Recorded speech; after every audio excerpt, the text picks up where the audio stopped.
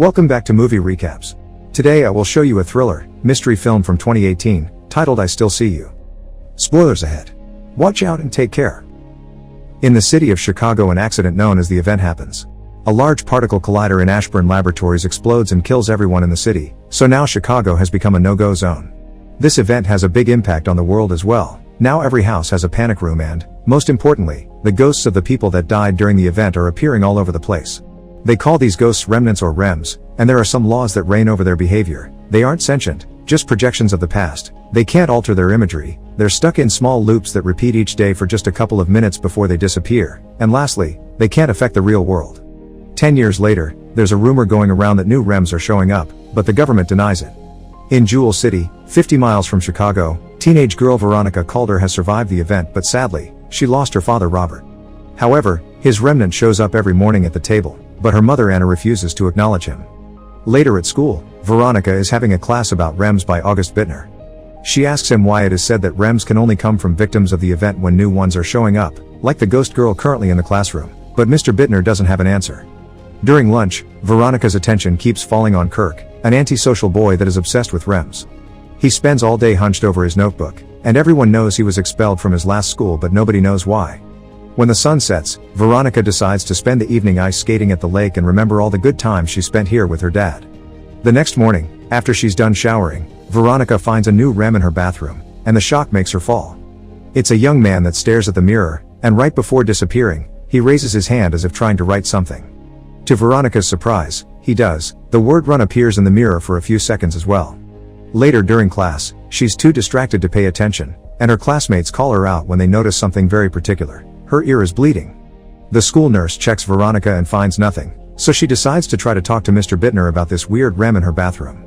Mr. Bittner invites Veronica to come to his house after school, and there Veronica meets his daughter Eva, who ignores them. Veronica tells Mr. Bittner what she saw in the mirror, but Mr. Bittner doesn't believe her. Remnants can't affect the real world, and Veronica had fallen, so Mr. Bittner thinks she had a concussion and was imagining things. Later in the evening, Veronica waits at the bathroom to see if Brian shows up, but nothing happens. The following day, Veronica decides to follow Kirk around because his obsession may have the answers she needs. She finds him inside a tunnel a bunch of fish REM come out of. Kirk counts these fish, making note that every month there are more of them. Veronica calls him a truther and asks for his help with the bathroom REM, offering to do his paper in return. Kirk only accepts if she tells him why he cares so much, and Veronica confesses she thinks the REM may want to hurt her.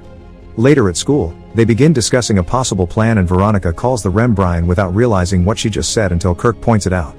Veronica doesn't know how she suddenly learned the REM's name, it just popped up in her head.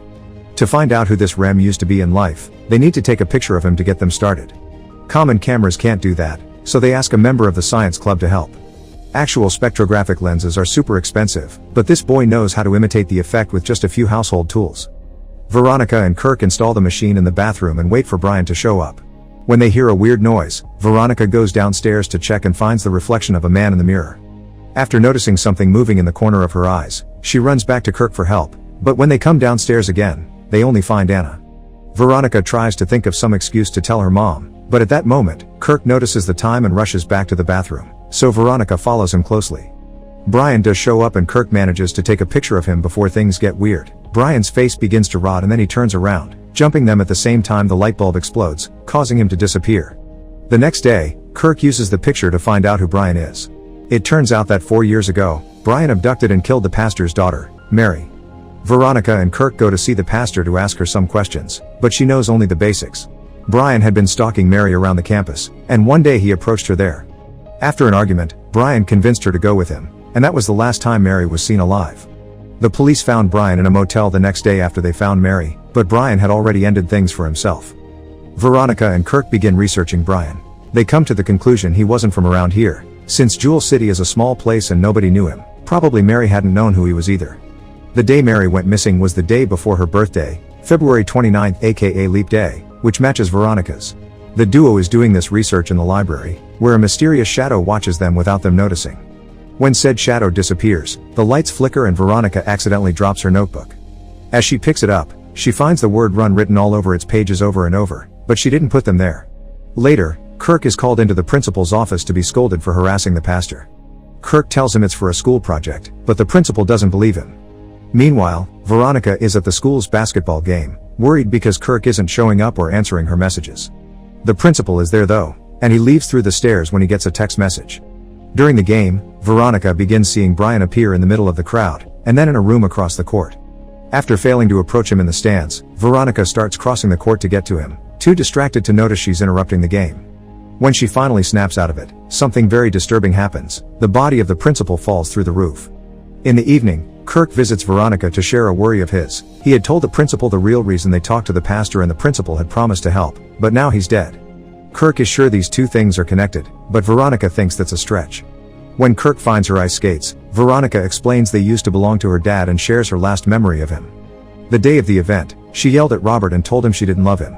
On top of that, Robert usually took the train to work, but when he was late, he would take the car. That morning, he was late because of his argument with Veronica, so he took the car and was on the freeway when the event happened.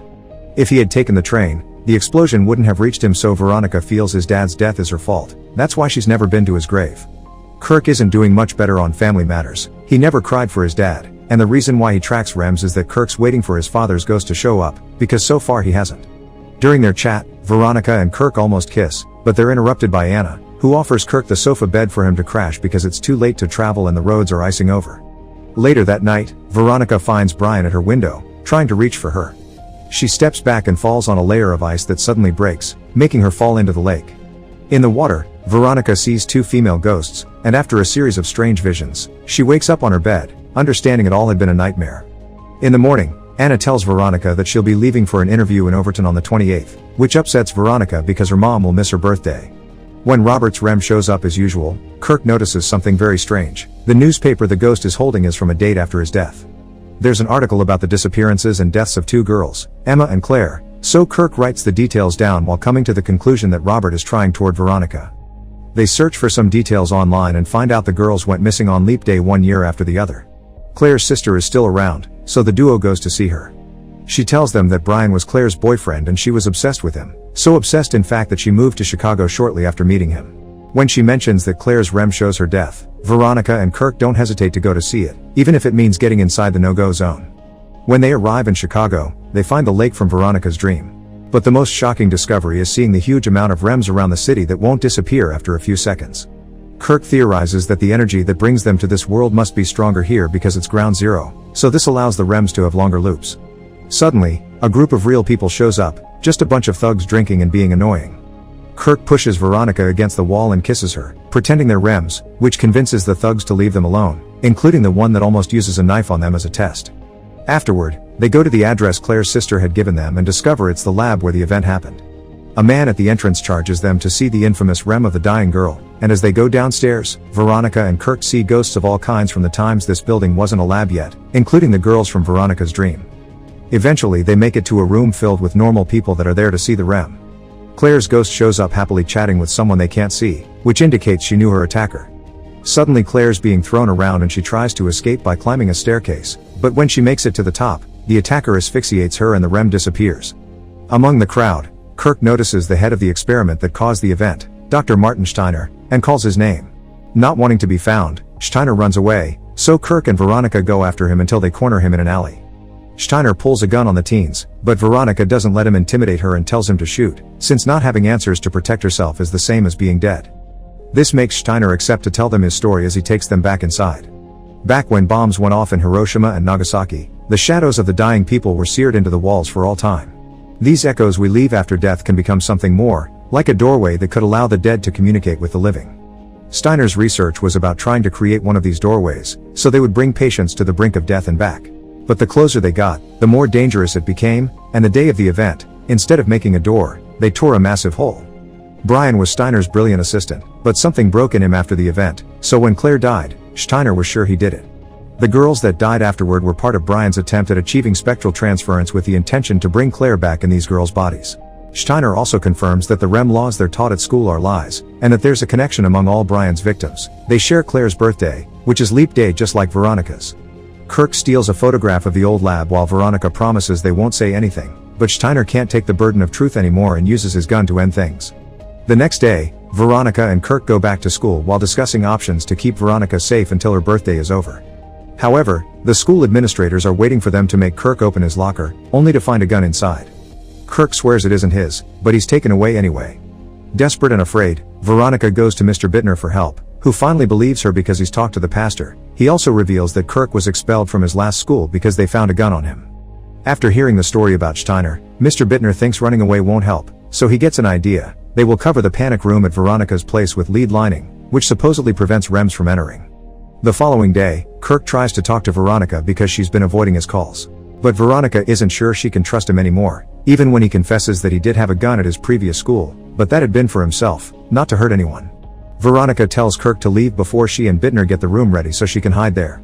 Meanwhile, Anna is away on her job interview, but the people at the company tell her nobody ever called her. Kirk is researching the picture he stole from Steiner and discovers that Bittner used to be work at the lab too, but he can't warn Veronica because her phone doesn't have a signal inside the panic room. Instead, he drives to Bittner's house to confirm his suspicions. Eva is a Rem that died on Ground Zero, so she has a very long loop, and now Bittner is planning to bring her back in Veronica's body. Speaking of Bittner, he finds Kirk outside and knocks him out, then takes him away to bury him alive. Afterward, Bittner goes back to Veronica's house, pretending to protect her. However, Veronica suddenly remembers the tools they had used to take Brian's picture and realizes this is a trap. Veronica pushes Bittner and runs out of the room, but Bittner quickly catches up with her and grabs her by the hair as he confesses everything he did for the sake of his daughter. He had been the one to kill all the girls. He also faked Anna's interview, put the gun in Kirk's locker, and killed both Brian and the principal. Brian had taken the girls away with the intention to protect them, but Bittner had found them anyway. Bittner puts his hands around Veronica's neck but gets distracted by Robert's Rem appearing nearby. Veronica takes the chance and grabs one of her skates from under the couch to hurt Bittner and push him off before running away. Eventually, she makes it to the frozen lake, so when Bittner catches her from behind, Veronica kicks the ice until it breaks and they both fall in the water. Bittner continues to try to kill Veronica, but suddenly, two Rems show up: Brian, who helps Veronica reach the surface, and Mary, who grabs Bittner and pulls him down until he drowns. Brian disappears after Veronica thanks him for his help. Unfortunately, the ice is too slippery for Veronica to hold on properly and get out of the freezing water, so she begins thinking about her dad while waiting for death to come. At that moment, Kirk shows up and helps her out, promising more help is on the way. The reason why he was able to escape is quite amazing. The Rem of his dad finally showed up and dug the dirt out of the grave. Veronica returns to her normal life without her dad's Rem appearing anymore, which gives her the courage she needed to finally visit Robert's grave. Afterward, she and Kirk agree they must find a way to tell the world the truth while Bittner's Rem watches them from afar. Make sure to subscribe and turn on notifications so you can watch more videos like this. Thanks for watching.